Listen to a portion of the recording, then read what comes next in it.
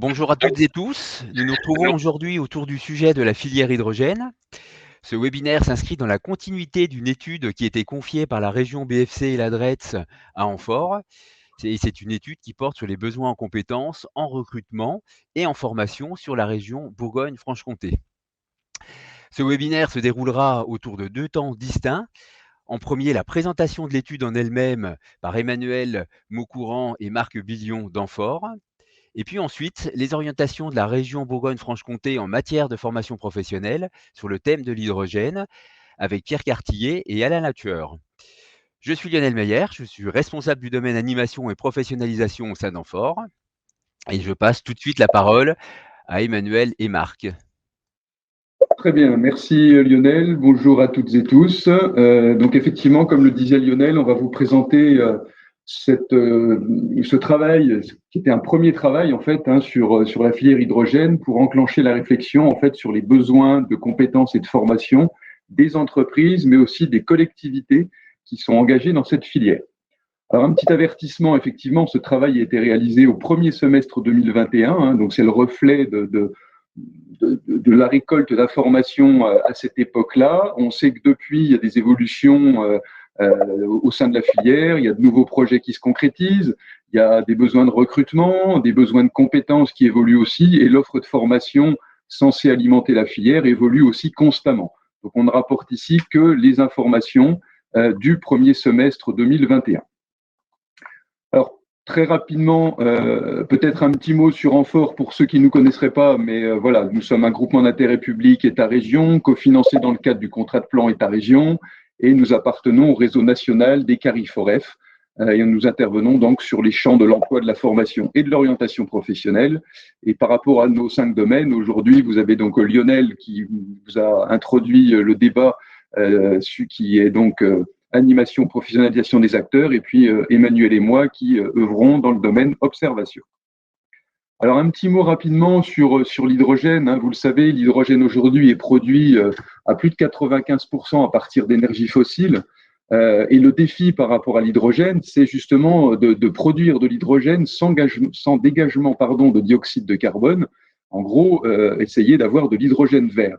On sait que l'intérêt de l'hydrogène, c'est que finalement, c'est un vecteur énergétique qui permet de fournir de l'électricité et de la chaleur pour des applications variées, à la fois pour de la mobilité et du stationnaire. Alors quand on parle de mobilité, c'est plutôt tout ce qui est mobilité lourde, c'est-à-dire les poids lourds, les bus, les engins de chantier, les camions bennes, etc., mais aussi les bateaux, les avions et potentiellement demain les voitures. Et puis au niveau de ce qu'on appelle le stationnaire, en fait, ça concerne tout ce qui est générateur d'électricité, climatiseur, chauffage, etc. Alors, quelques petits points pour contextualiser un petit peu les stratégies régionales et nationales autour de l'hydrogène. Ce qu'on peut dire sur la stratégie nationale pour le développement de l'hydrogène décarboné en France, c'est qu'il y a un plan stratégique sur 10 ans jusqu'à 2030 qui a été complété récemment en 2021 par le plan France 2030. Et globalement, l'État a prévu des investissements à une hauteur de plus de 9 milliards d'euros, avec plusieurs priorités. Donc, décarboner l'industrie en faisant émerger une filière française de l'électrolyse, développer une mobilité lourde. Donc, la mobilité lourde, c'est ce que je vous disais tout à l'heure, camions, bateaux, avions, etc. Mobilité lourde à l'hydrogène décarboné. Et puis également soutenir la recherche, l'innovation et le développement des compétences pour favoriser les usages de demain. Et au niveau de la stratégie régionale, en fait, ce qu'il faut savoir, c'est que la région Bourgogne-Franche-Comté a été reconnue dès 2016 par l'État comme un territoire hydrogène, parce qu'en fait, il y a de nombreux projets qui émergent depuis une vingtaine d'années en région. Et donc, le Conseil régional de Bourgogne-Franche-Comté s'est engagé à investir 90 millions d'euros d'ici 2030 sur cette filière, 90 millions qui viennent s'ajouter à 12 millions d'euros qui étaient déjà investis depuis 2016. Et donc, les objectifs à l'échelle régionale, c'est le soutien au développement de cette filière hydrogène et c'est la contribution à la transition écologique et énergétique par donc la promotion de l'hydrogène issu d'énergies renouvelables. Alors, un petit avertissement, l'hydrogène, donc vous le savez, c'est un gros potentiel de diminution de gaz à effet de serre. C'est aussi une manne économique importante et un marché en pleine expansion. Tous les Tous les pays investissent actuellement ce marché et on entend souvent un discours ambiant qui est 100 000 nouveaux emplois directs qui sont attendus sur cette filière à l'échelle nationale.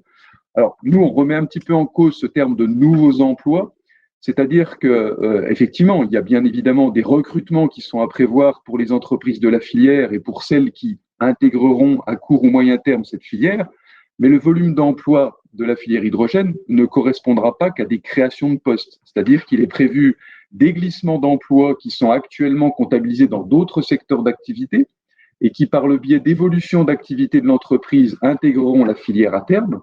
Et puis aussi, derrière le terme de recrutement, il faut entendre des recrutements externes, bien sûr, mais aussi des montées en compétences de collaborateurs par de la mobilité interne. Et donc, plutôt que de parler de 100 000 nouveaux emplois, on préfère parler plutôt de 100 000 emplois qui seront concernés par la filière à terme. Alors, j'ai du mal à cliquer. Voilà. Alors, le développement de la filière. Qu'est-ce qu'on peut dire sur la filière hydrogène actuellement? C'est que la région Bourgogne-Franche-Comté peut s'appuyer sur des écosystèmes hydrogènes qui sont répartis sur l'ensemble de la région. Je vais vous montrer une carte après pour vous permettre d'identifier un peu ces écosystèmes. Ensuite, on a des capacités de recherche qui sont très significatives en région. Il y a un certain nombre d'équipes dédiées à ça, et notamment celui de l'équipe Charpac du labo du CNRS. On a des entreprises industrielles emblématiques qui sont impliquées dans cette filière, mais n'oublions pas également les collectivités, on en parlera tout à l'heure. Et puis, on a un vivier économique d'environ 80 entreprises qui sont impliquées aujourd'hui, ces entreprises émanant notamment des filières automobiles et énergie. Alors, justement, cette carte de l'Agence économique régionale qui vous permet de voir qu'en fait, ces écosystèmes hydrogènes locaux sont en cours de déploiement. En fait, il s'agit des carrés bleus qui sont ici, donc sur Belfort, sur Dijon, Dole, Nevers ou encore Auxerre. Donc ça, ce sont les écosystèmes locaux les plus, je dirais, les plus matures. Ce qu'il faut savoir, c'est qu'il y en a d'autres. Ce sont ceux qui sont en pointillés, les carrés bleus qui sont en pointillés, autour notamment de Saint-Claude, de Mâcon, de Châlons ou encore de Sens.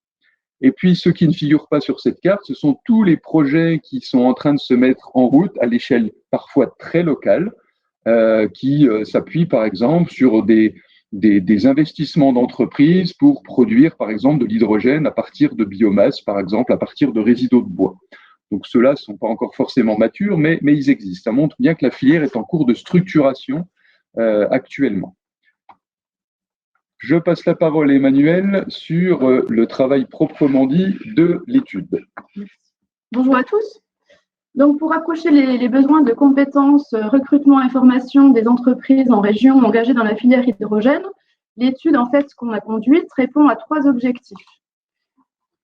Si ils veulent bien s'afficher.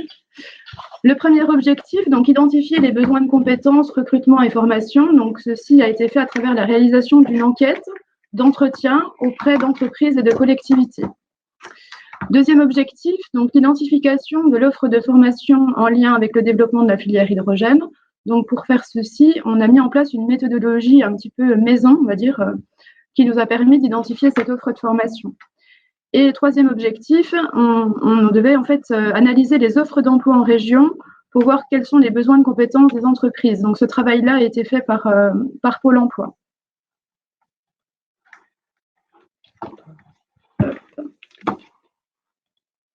Bon. On a un petit souci de souris, désolé, on va reprendre le fil. Voilà. Désolée. Alors, pour évaluer les besoins de compétences et d'emploi, donc Amphore a réalisé une enquête auprès d'entreprises et de collectivités en région, donc déjà engagées dans la filière hydrogène. Cette enquête, elle a été réalisée en fait entre mars et juin 2021. En ce qui concerne la méthodologie, donc on a bien sûr élaboré un questionnaire et on l'a diffusé. Au total, on a mené 27 entretiens en visio au vu du contexte sanitaire. Nous avons analysé 25 réponses exploitables suite à l'enquête que nous avons réalisée. Le ciblage des entreprises et des collectivités s'est fait en lien avec les membres du comité de pilotage et du comité technique. Donc, on a une liste. Tout ça est accessible dans l'étude que vous allez pouvoir retrouver sur le site d'Amphore. Les entreprises donc, et collectivités qui ont répondu à notre sollicitation, donc les 25 entreprises, 19 interviennent déjà dans la filière hydrogène et 6 s'y orientaient à ce moment-là. 2 secteurs d'activité sont principalement représentés, donc l'industrie et l'énergie. La majorité des entreprises donc, intervient dans la filière hors production d'hydrogène, on en a 16 sur 25. Et leurs activités, donc c'est essentiellement la mécanique, dont réservoir et pile à combustible, la fabrication de matériel de transport et de manutention lourde, la fabrication de climatiseurs et de groupes électrogènes. Je vais vous présenter maintenant les principaux résultats de l'enquête. Les entreprises donc, ayant participé à l'étude ont des besoins de compétences techniques, puisque 19 entreprises sur 25 ont répondu favorablement à cette question. L'ensemble des fonctions de l'entreprise donc, est concerné. Vous pouvez le voir donc ici à l'appui du graphique. Des besoins de compétences qui reflètent donc, le niveau de développement et la maturité de la filière hydrogène en région, puisque dans un premier temps, ce sont plutôt les fonctions conception, innovation, recherche et développement qui sont concernées. Et dans un second temps, ce sont plus les techniciens et opérateurs, puisqu'il y a une montée en compétences de la filière. Les entreprises donc enquêtées en Bourgogne-Franche-Comté anticipaient donc déjà ces besoins au moment de l'enquête. Donc des besoins de compétences techniques pour les fonctions production, installation, maintenance, industrialisation et gestion de la production. Ce qu'il faut retenir sur le volet des compétences techniques. Les compétences techniques recherchées font appel à des métiers dominants plutôt scientifiques, donc le génie électrique, fluidique. Ces compétences correspondent à des métiers donc existants et ne sont donc pas nouvelles. Les besoins de compétences qui nécessitent des besoins de formation sur l'hydrogène plus ou moins pointus, selon donc les besoins des entreprises. Des connaissances, ça va en fait des connaissances de base à la spécialisation, notamment sur des métiers, des fonctions conception, recherche et développement. Les résultats en fait, que nous avons obtenus en région sont confirmés par France Hydrogène au niveau national, avec son référentiel compétences métiers, qui est composé de 84 métiers qui relèvent de la filière hydrogène. Donc, ils ont relevé au niveau national 27 métiers qui nécessitent une expertise de l'hydrogène, 41 métiers avec des besoins de connaissances de base et 16 métiers qui ne nécessitent pas de connaissances spécifiques sur l'hydrogène. L'enquête portait également sur les besoins de compétences indirectement. Alors, Emmanuel, Marc, on ne vous entend pas bien quand même. Hein. Je sais pas ce qu'on peut faire. Ici, voir de reprendre sur l'enquête, les résultats. Vas-y.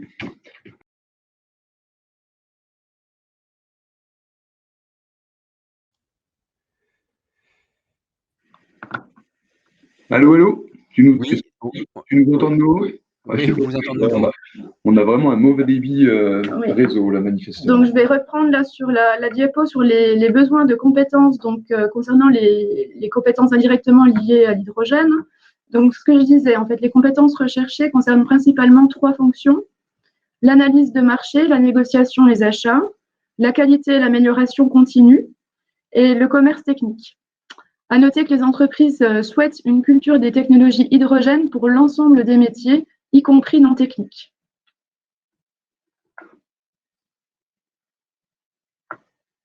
L'enquête a permis de questionner les entreprises sur leurs besoins de recrutement également, liés au développement de la filière hydrogène.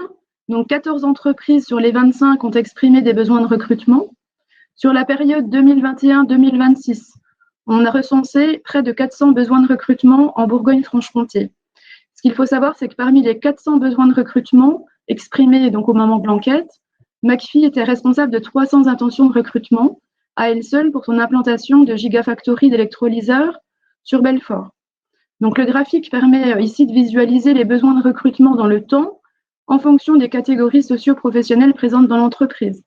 La répartition des besoins dans le temps correspond du coup, comme je vous l'ai dit tout à l'heure, en fait, aux phases de développement de la filière hydrogène, donc de l'innovation-conception à l'industrialisation, production et maintenance. Donc toujours ce point de vigilance par rapport aux résultats en fait. Hein. Les résultats concernent les besoins de recrutement à un moment donné en fait. Les entreprises qui sont déjà dans la filière et une partie de ces entreprises ont été enquêtées. D'autres entreprises, en fait, ont intégré ou vont encore prochainement intégrer la filière. Il y a aussi des fois un manque de visibilité de la part des entreprises. Et comme le disait Marc tout à l'heure, il ne s'agit pas que de création de postes, mais aussi de montée en compétences à l'interne.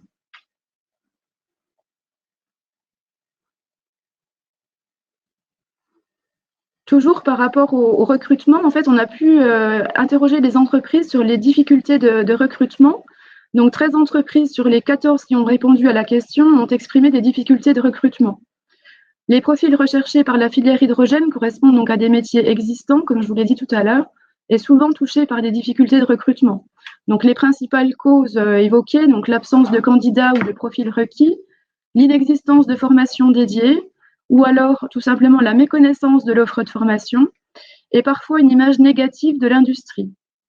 Donc, en fait, par rapport à ces difficultés de recrutement, donc des métiers non spécifiques à la filière, donc il y a aussi une vigilance à avoir par rapport à la concurrence, finalement, entre branches et secteurs d'activité sur ces métiers. Et sur 84 métiers identifiés par la filière, par France Hydrogène, donc au niveau national, ce que l'on disait tout à l'heure, 17 sont en tension. Donc, ces métiers, en fait, on a pu vérifier aussi qu'en région, finalement, ils présentent aussi des difficultés de recrutement.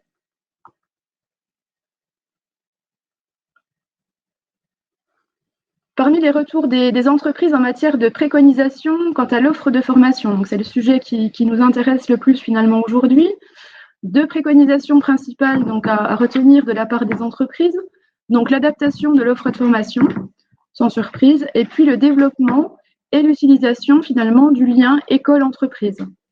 Les besoins de formation sont de 3 niveaux. Donc la majorité des entreprises émettent le besoin de colorer certaines formations classiques avec un module dédié finalement à l'hydrogène, sur la sensibilisation, la sécurité par exemple.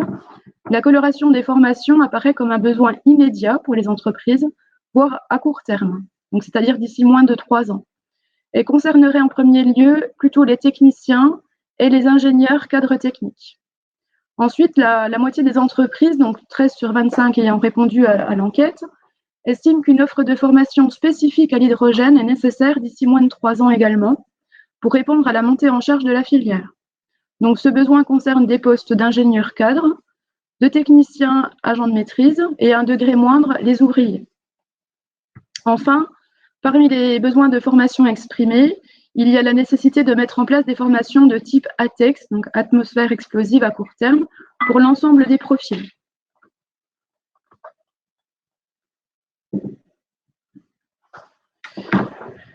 Alors, toujours sur les besoins de formation, les thématiques, en fait, et les contenus de formation évoqués par les entreprises sont multiples. Hein. Donc, ça va de la formation, finalement, générale à l'hydrogène, comme vous pouvez le voir donc, sur cette diapositive, donc l'utilisation, le fonctionnement, les risques liés à l'hydrogène, les formations plutôt réglementaires, donc type ATEX, habilitation électrique, habilitation de soudure, etc. Le fonctionnement des piles à combustible et des électrolyseurs, la mécatronique, la mécanique dédiée à l'hydrogène, la métrologie propre au réservoir hydrogène. Il y a d'autres éléments aussi que vous trouverez dans l'étude, hein, puisqu'on a également d'autres pistes, hein, la technologie des compresseurs, l'électronique, le génie électrique, l'analyse de marché, pour en revenir un petit peu aux compétences finalement indirectement liées à l'hydrogène, donc l'analyse de marché, l'analyse de produits.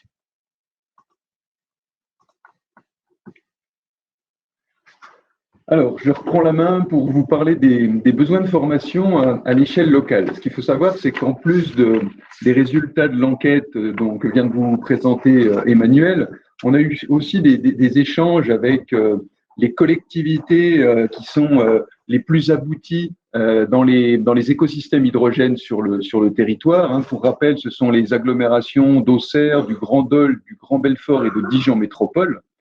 Et quand on a abordé avec eux le sujet des besoins de formation de leur écosystème, voilà ce qui ressortait des discussions. En fait, chacune des agglomérations rencontrées dit avoir des besoins de formation. Et chacune, en fait, se revendique légitime dans le portage local d'une offre de formation dédiée à son écosystème. Et elle souhaite s'appuyer bien évidemment sur les organismes de formation qui sont présents sur son territoire. Alors ça peut être des organismes de formation continue, mais également des lycées par exemple, et puis s'appuyer bien évidemment sur ces entreprises locales. Et toutes ces collectivités sont conscientes qu'il y aura une réelle compétition qui va se mettre en place entre elles pour finalement avoir la primeur d'une localisation de formation hydrogène sur son territoire. Et donc là, attention, je crois qu'il y a un vrai enjeu, une vraie difficulté par rapport à la localisation des formations sur chacun des territoires, puisqu'il faut savoir que ces formations, pour certaines, dans le domaine de l'hydrogène, peuvent être très coûteuses. Quand on parle, par exemple, de plateformes de maintenance de bus, s'il faut mettre en place une travée avec la norme ATEX, donc atmosphère explosive, c'est des coûts qui sont parfois supérieurs à 300 000 euros. Donc, bien évidemment, il ne sera pas possible de mettre ce type de formation partout sur le territoire de la région. Et donc, finalement, les idées, c'est peut-être œuvrer d'abord dans une offre de formation de premier niveau, hein, comme en parlait tout à l'heure Emmanuel, c'est plutôt tout ce qui est autour de la sensibilisation à l'hydrogène, aux normes, à la sécurité, et ça, c'est plus facile de le répartir sur l'ensemble du territoire. Ensuite, il y a l'idée aussi de s'appuyer sur des solutions et des démonstrateurs qui sont mis en place par des entreprises. C'est-à-dire qu'il y a des solutions qui existent qui pourraient tout à fait être intégrées à des parcours de formation. Et j'en veux pour preuve, par exemple, quand on avait eu un entretien avec un bailleur social sur Belfort, qui a le projet d'un habitat collectif qui produirait de l'hydrogène à la fois pour le stocker, mais aussi pour le transformer en électricité. La proposition qui était faite par ce bailleur social, c'était finalement que le futur bâtiment qui fonctionnerait avec de la production d'hydrogène serve demain à la construction d'un parcours de formation comme un terrain de démonstration. Et d'ailleurs, cette structure travaille déjà avec l'UTBM sur le Nord-Franche-Comté et avec des labos. Voilà. Donc ça, c'est vraiment des choses qui pourraient être élargies en matière d'intégration à des parcours de formation. Alors, comment on a fait pour identifier l'offre de formation susceptible d'alimenter la filière hydrogène en région? On s'est appuyé sur la liste de compétences de France Hydrogène pour lier en fait les compétences techniques et les compétences techniques à une offre de formation. L'idée, c'était de pouvoir donc identifier un potentiel de formation en région, mais aussi sensibiliser les organismes de formation, c'est ce qu'on fait aujourd'hui, sur le potentiel de leur offre vis-à-vis du marché hydrogène, avec éventuellement une adaptation de ces formations avec des modules complémentaires pour mieux coller aux besoins. Alors, je vous passe le travail d'attribution de format code ou de NSF au domaine de compétences, etc. Après, on a exploité les différentes bases de formation dont on dispose, et donc ça nous a donné une offre de formation théorique, d'ailleurs parfois pléthorique sur le champ de la formation continue, qui est susceptible d'alimenter la filière hydrogène. Alors, petit rappel sur les différentes, mais vous retrouverez ça dans l'étude, hein, sur finalement le découpage en domaines de compétences techniques et en compétences techniques telles que définies par France Hydrogène. Voilà, donc il y a 14 grands domaines de compétences. Chacun de ces domaines est décliné en compétences techniques. Et puis, on trouve aussi 5 domaines de compétences non techniques. Alors, la spécificité justement de la filière hydrogène, c'est d'être multi-domaines d'activité et de mixer en fait des compétences de différentes natures. Et ces compétences techniques ne sont donc pas nouvelles, elles sont plutôt traditionnelles, elles existent déjà et elles sont déjà maîtrisées par d'autres filières. Ce qui veut dire que ça peut aussi générer une concurrence entre différentes filières ou différents secteurs et entre différentes entreprises pour s'arracher finalement ces compétences techniques. Quand on parle de génie civil, de génie climatique, de mécanique des fluides, de métrologie, c'est pas nouveau, ça existe déjà, mais le besoin est encore plus important avec demain cette filière hydrogène. Alors, sur l'offre de formation initiale voie scolaire, on a déjà commencé sur la formation voie scolaire et quand on a fait un inventaire de ce qui existait, on s'est aperçu qu'il y avait déjà toute une liste de formations qui semblait répondre, en tout cas au moins en partie, aux besoins. Quelques constats par rapport à ce recensement. Il y a une offre de formation qui est déjà relativement pointue sur l'hydrogène, ou en tout cas sur ses champs d'application. Et donc, c'est un socle de formation qui peut être adapté potentiellement si besoin. Cette offre répond également en partie aux compétences techniques remontées par France Hydrogène, mais on fait là le constat qu'on a surtout beaucoup de formations de niveau Bac+5 qui sont surtout adaptées à la phase innovation-conception de la filière actuellement. Donc peut-être que là, il faudra voir aussi pour une adaptation de formation à des niveaux plutôt techniciens ou opérateurs, pour répondre à court terme, comme le disait Emmanuel, ou plutôt moyen terme, aux besoins qui vont se faire jour sur la partie plutôt production, gestion de production, maintenance.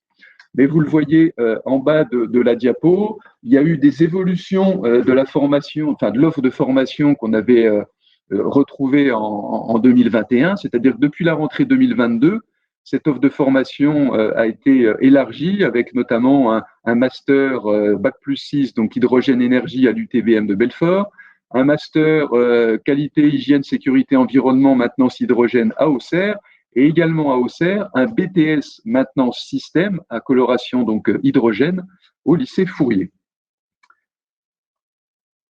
Alors, ensuite, quelques petits éléments, parce qu'il faut savoir que cette formation initiale, la région académique a lancé un processus de réflexion pour justement adapter l'offre de formation initiale.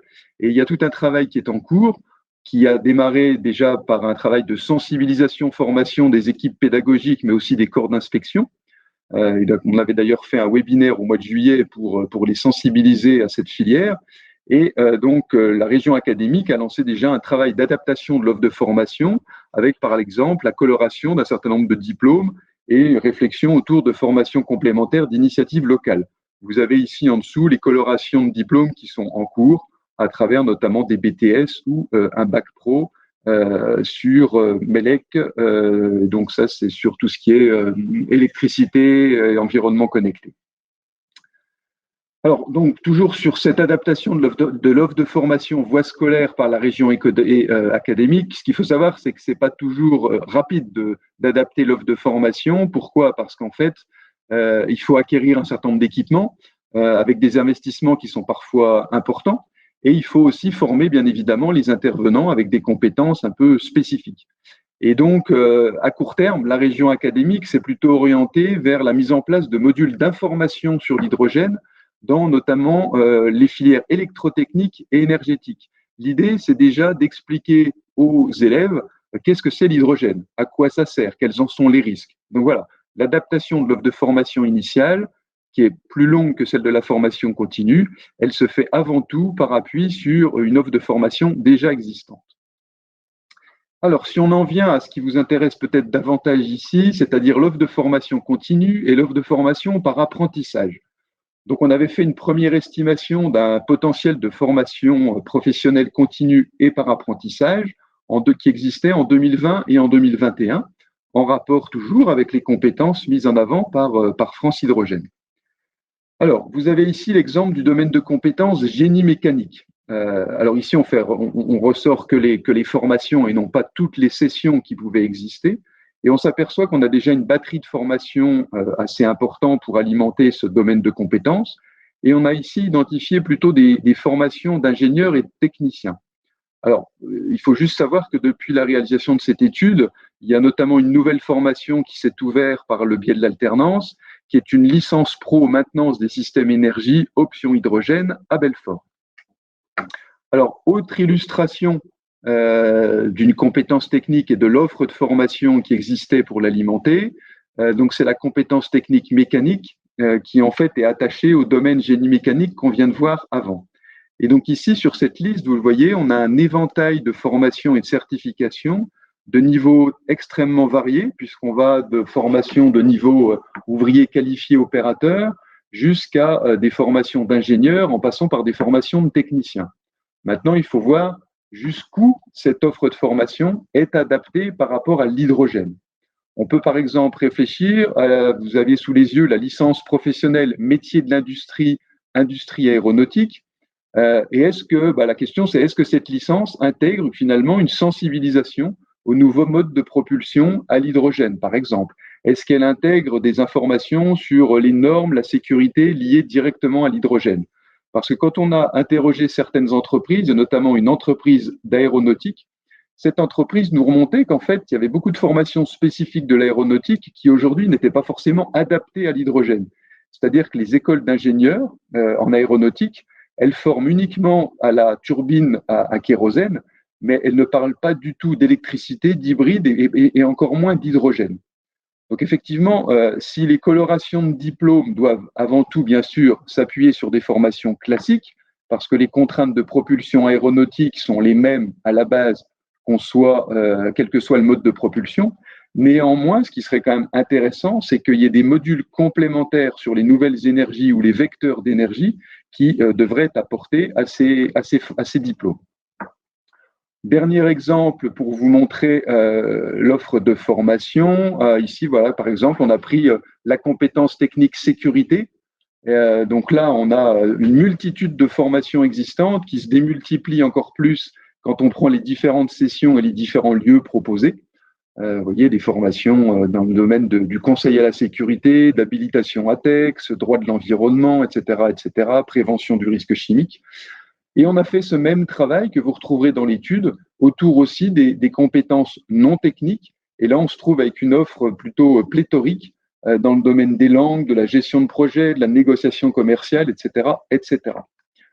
Donc voilà, je vous invite vraiment à regarder l'étude qui est en ligne, mais on pourra vous repasser le lien, l'étude qui est en ligne sur notre site, où vous trouverez toute l'offre de formation qui avait été détectée sur la filière hydrogène.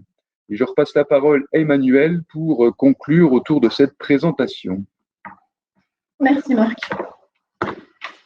Donc pour conclure, on vous propose de retenir quelques idées clés. Alors, sur l'aspect besoin de compétences. Donc les besoins de compétences, recrutement et formation, c'est ce qu'on nous a dit au début, c'est-à-dire que c'est le reflet d'une situation à un moment donné. Donc en fait, à prendre quand même avec des pincettes. Hein. Voilà, il y a eu des évolutions depuis. Les profils recherchés pour la filière donc hydrogène correspondent à des métiers existants, non spécifiques et qui présentent souvent des difficultés de recrutement. Comme on vous l'a dit tout à l'heure, donc il y a un risque quand même de concurrence entre secteurs et métiers. Et du coup, il y a un travail quand même de valorisation de la filière et de l'industrie, à notre sens, indispensable. L'image de l'hydrogène aussi, qui pourrait être vue sous l'angle de la transition écologique, on imagine en fait que ça pourrait avoir un effet positif en fait pour attirer les jeunes vers la filière et l'industrie en général. Les besoins de compétences exprimés par les entreprises donc reflètent le niveau de maturité de la filière hydrogène en région. Donc, comme on l'a dit, au départ, c'est plutôt les fonctions innovation, recherche et développement et conception qui sont concernées.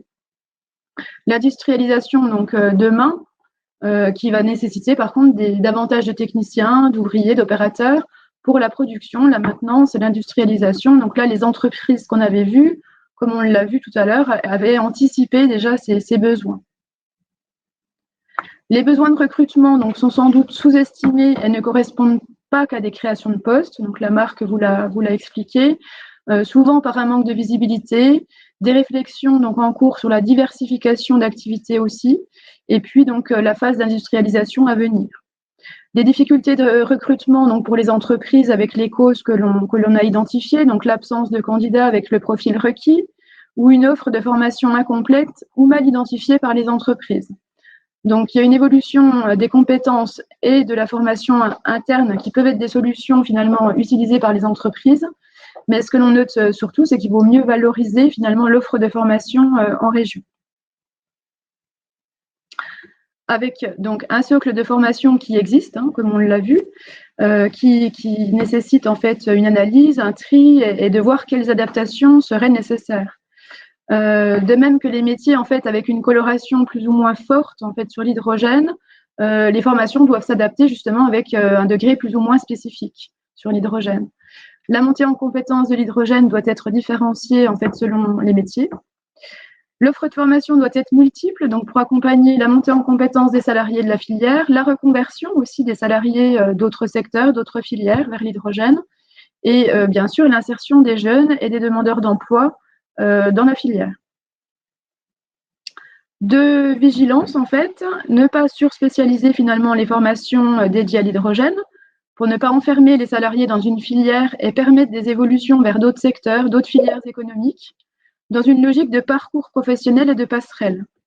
L'offre de formation donc, doit s'adapter et se développer, mais comme on le sait tous, l'offre ne crée pas la main-d'œuvre disponible.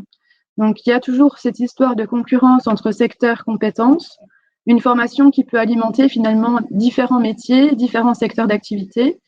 Et donc, il convient de lutter contre les difficultés de recrutement avec un travail sur l'attractivité de l'industrie et de la filière hydrogène en particulier. Voilà, vous pouvez retrouver donc l'ensemble des éléments que l'on vous a présentés sur le site Amphore. Donc, le lien est disponible ici au clic. Donc, je pense qu'on pourra vous envoyer le support de présentation. On vous remercie pour votre attention et on est à votre écoute si vous avez des questions. Pierre et Alain, on vous passe la parole. Pierre. Ok, oui, merci Lionel, merci à toute l'équipe d'Enfort déjà. Je voudrais commencer par ça. Alors oui, me présenter aussi, Pierre Cartier, je suis directeur adjoint de la formation des demandeurs d'emploi au Conseil régional. Vraiment, oui, vous remercier pour cette présentation qui est déjà très riche et détaillée. Il y a beaucoup de choses qui ont été dites. Remercier les participants, bien évidemment, là autour. Alors, ça a été rappelé, je vais essayer d'aller très rapidement sur cette introduction, sur, bien évidemment, une volonté politique très forte de nos élus du Conseil régional, sur le développement des énergies renouvelables, alternatives, dont l'hydrogène, bien évidemment. Les montants financiers depuis 2016 ont été rappelés tout au début de la présentation. Voilà, ce soutien il se concrétise également et je pense que vous en avez entendu parler. On a évoqué les entreprises type McPhy, GenI à Belfort qui sont des usines d'électrolyseurs qui s'implantent. On a aussi Alstom qui se lance autour de locomotives de manœuvre à hydrogène, Faurecia, sous-traitant automobile qui fait des réservoirs à hydrogène. On a aussi des stations de production d'hydrogène qui se développent. Donc, tout ça, c'est le soutien à la filière sur laquelle la région est fortement investie et impliquée. Mais on a également une actualité assez récente avec la crise sur les énergies qui nous rappelle un certain nombre de choses et très concrètement à la région dans le cadre de la préparation de notre budget primitif 2023. Les élus nous ont demandé de regarder l'ensemble des actions mises en œuvre par la région au regard en fait de leur impact sur l'environnement et sur la base de 3 critères, donc la lutte et l'adaptation au changement climatique, la protection de la biodiversité des espaces naturels, l'économie circulaire, la réduction des déchets et la lutte contre la pollution. Et donc, les politiques publiques qui seront mises en œuvre seront priorisées, critérisées en fonction de ces éléments-là. Alors, pour revenir, mais il y a énormément de choses qui ont déjà été présentées par les collègues. En termes d'impact sur les métiers, c'est clair, et on l'a vu dans la présentation de l'offre de formation, en dehors des volets spécialisés ingénierie, recherche et développement, notamment de Bac++, avec l'exemple du master spécialisé hydrogène énergie à l'UTBM qui s'ouvre à Montbéliard à la rentrée 2022. Nous, côté formation, on considère qu'il n'y a pas de métier de formation hydrogène en tant que tel. On a effectivement, ça a été rappelé aussi dans la présentation, on a un impact en revanche sur les métiers formation classiques, tuyauterie, chaudronnerie, électricité industrielle, les travaux sous pression, la maintenance et d'autres. La liste des métiers concernés a été présentée dans son étude par Enfor. Donc, voilà. Et sur ce sujet plus particulier de l'hydrogène, le travail dans des environnements de type ATEX, c'est la même chose qu'on retrouve parallèlement dans des productions de type Céveso, de la fabrication de poudre de production d'engrais chimiques. On se souvient tous de l'explosion d'AZF à Toulouse. Voilà, donc l'environnement hydrogène, ça présente des risques d'explosion sur ces zones qui ont été présentées et dénommées atmosphère explosive ATEX. Et donc, en matière d'objectifs de formation pour la région, dans le cadre du développement de ces énergies alternatives dont l'hydrogène, nous, on souhaite sensibiliser les stagiaires qui sont en formation sur ces métiers concernés, sur justement la reconnaissance de ces risques, les comportements adoptés pour circuler et travailler en sécurité en zone atmosphère explosive ATEX.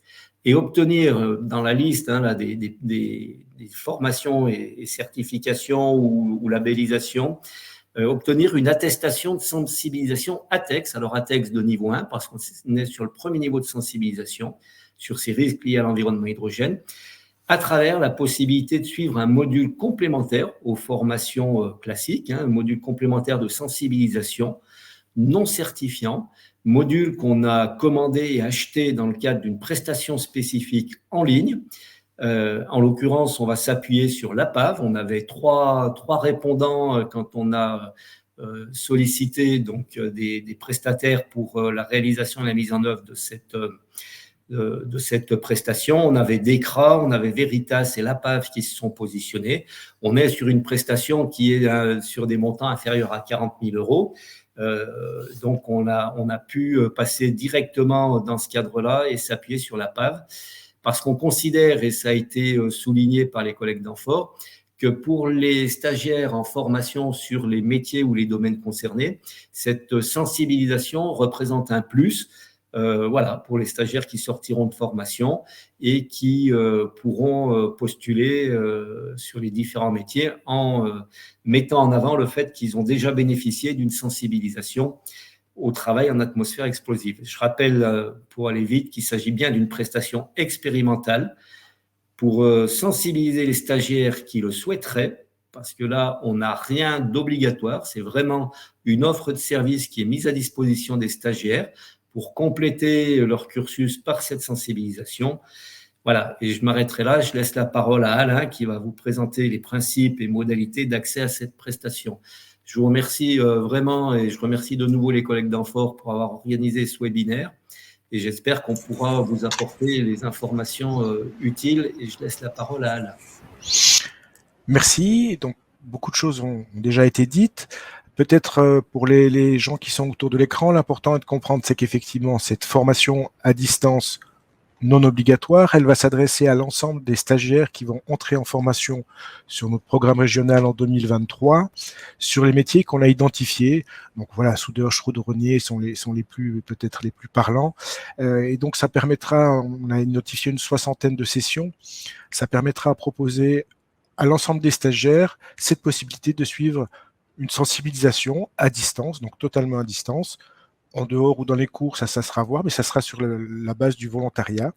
Et cette prestation va se dérouler pour tous les stagiaires qui rentreront sur notre programme 2023, puisque dans notre programmation, effectivement, on ne pouvait pas revenir sur la programmation 2023, qui est la suite de marché déjà conclue.